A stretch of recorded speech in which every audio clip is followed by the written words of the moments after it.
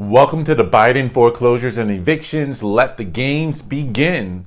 Because if you don't know, today marks the eve, Saturday, July 31st, 2021, marks the end or expiration of the mandate, or should I say the moratorium on foreclosures and evictions for individuals who are behind in their rent. Because if you don't know, just to give you a little quick backstory on what happened, is at the start of the pandemic last year in 2020, CDC enacted powers that they actually did not have to, again, put a moratorium on landlords and or banks to issue out foreclosures and or evictions on tenants who were falling on behind in their rent, because the government, yes, the government locked down the states and or the whole country, telling individuals you cannot work, and or business owners you cannot operate your business unless if you are a billionaire and or part of the box chain retail stores like a Walmart, Trader Joe's, Targets, and or and a much love to the HEBs, the Pathmarks, Super Fresh, Acme's of the world out there, Kroger's. Unless if you were part of the big chain markets, you were told you cannot work. And because you could not work, you could not pay your rent and or your mortgage. And so naturally they knew people were going to fall behind for no fault of their own, but all of the fault of the federal and or state governments. So there was a moratorium placed on issuing out foreclosures, and the federal government did try to set up a system for financial assistance for said individuals, pumping tens of billions of dollars, but there was no infrastructure set up to distribute those funds. So millions of Americans didn't even get access to even a fraction, or barely got access to a fraction, if any, of those funds for rental and or mortgage relief. So we have right now, as of, again, Saturday, July 31st, 2021, 6 million renters who are months behind on their rent, and about 1.75 million homeowners who are behind on their mortgages. And starting tomorrow, Sunday, August 1st, 2021, these banks and or landlords will now have the right to be able to issue out eviction notices and or foreclosure notices on these homeowners and or renters. And it gets worse. If you're not peeping the game, what's going on, if you're not familiar with what's happening right now amongst the world, you have a hedge fund corporation known as Blackrock, amongst many, that are buying out these properties from Americans, outbidding Americans on new home purchases, for instance, by as much as 20 to 30%, or 20 to 50% above asking price. And so they're just waiting in the wings to swoop up on all of these properties once they go into foreclosure. And if you're not familiar with the World Economic Forum, and this is not a conspiracy theory because it is a fact, and you can go check it out for yourself. In fact, I'll show a clip. The World Economic Forum is made up of world leaders, elected officials, as well as titans of industry, business owners, and all of the world's billionaires. And they get together every year. And a couple of years ago, going back to 2017, they had this agenda in mind.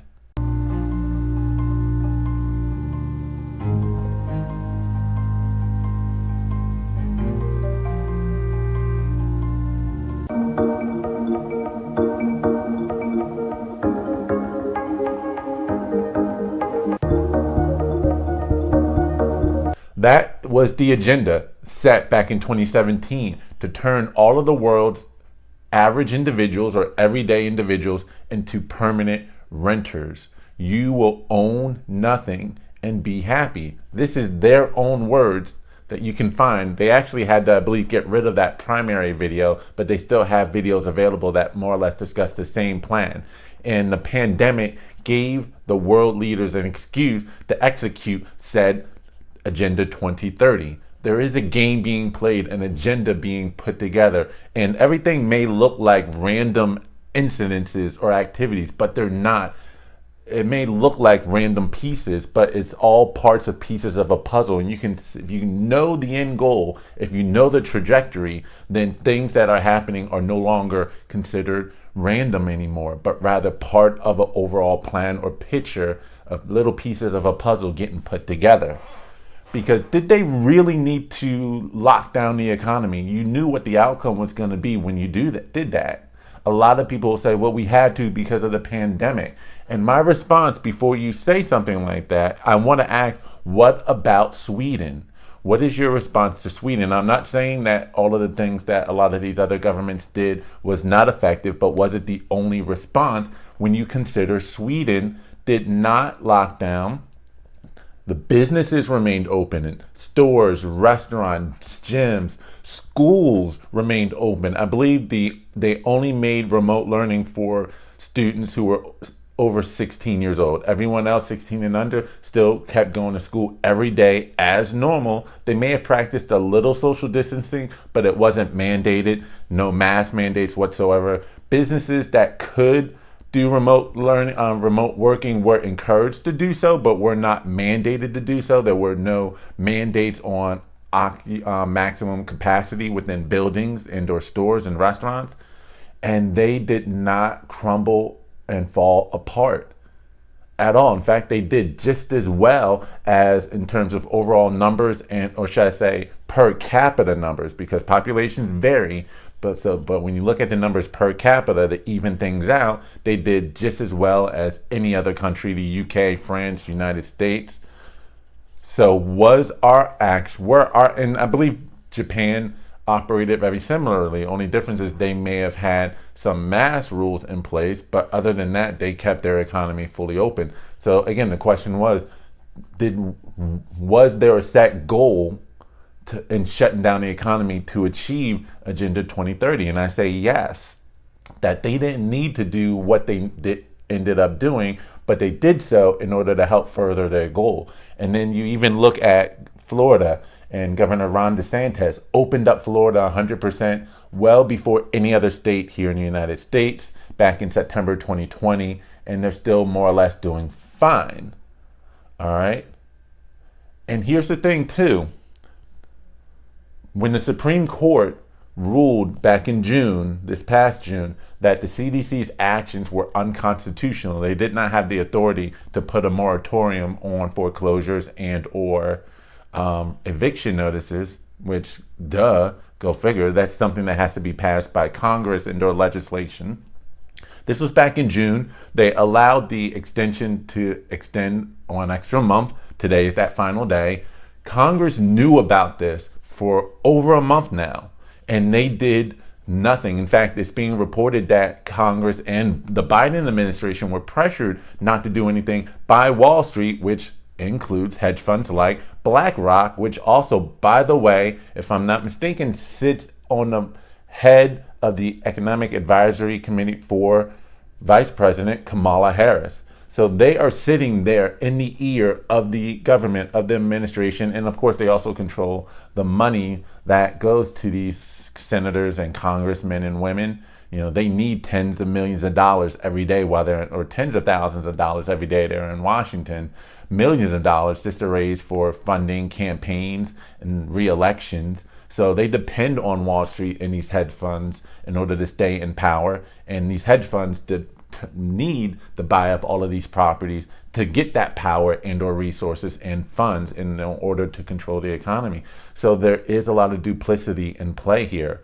So there was no action by Congress whatsoever. And I'm putting on blast all of them. This is not just the Biden administration and or the Democrats.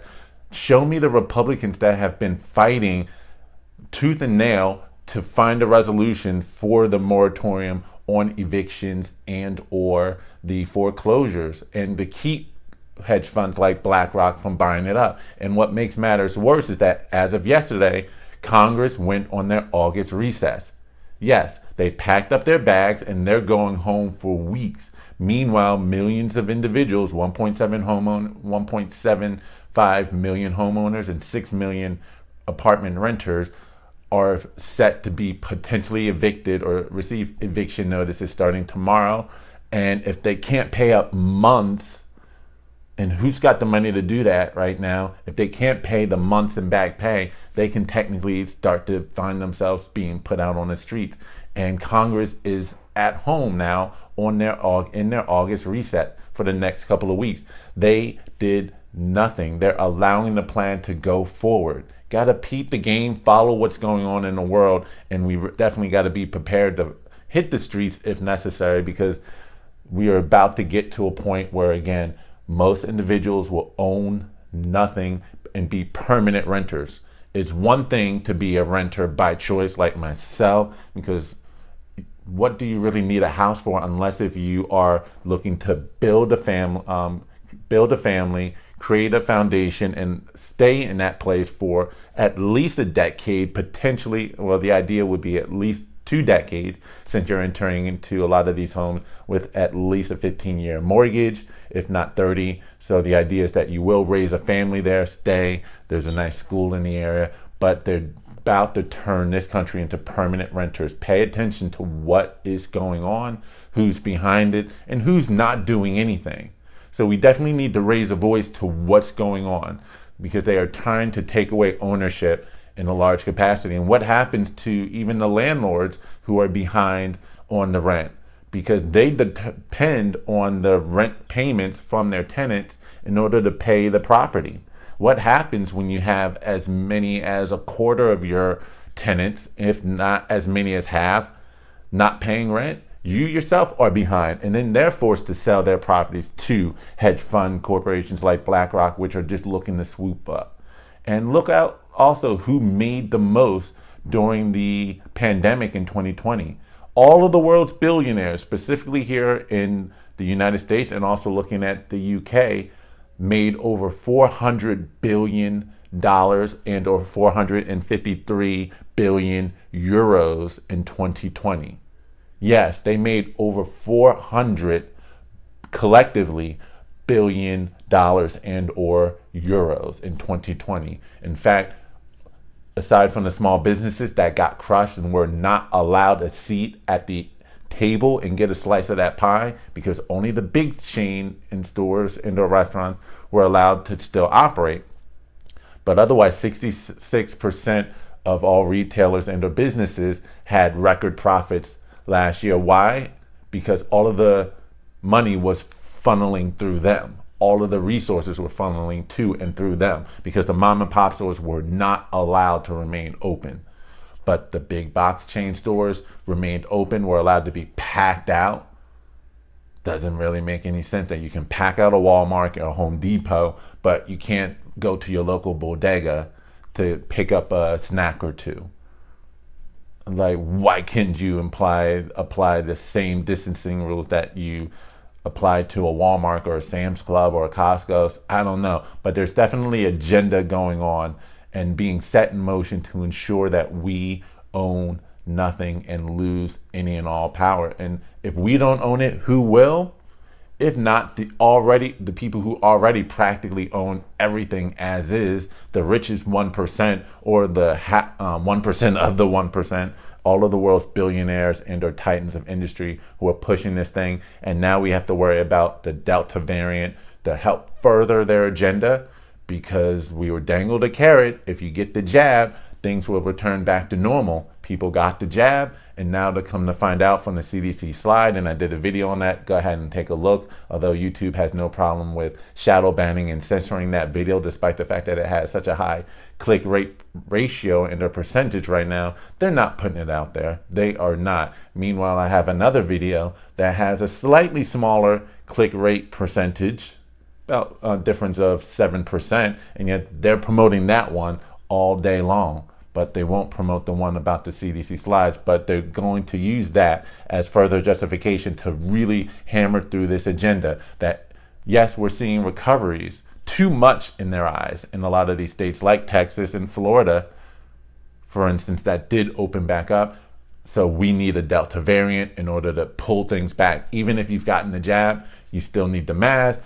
We may even need to do lockdown restrictions in the future. That's definitely on the horizon to further put a death nail on the economy potentially, but we can still fight this. We just must stand united as individuals. Peep what is going on in the world. Be aware of the moves that are being made so that you can fight back or know what you're pushing back against. Especially you need to do this during the next midterm election. Make your voice heard on all of these politicians who are either not standing up for your individual rights and or are allowing these things to go on.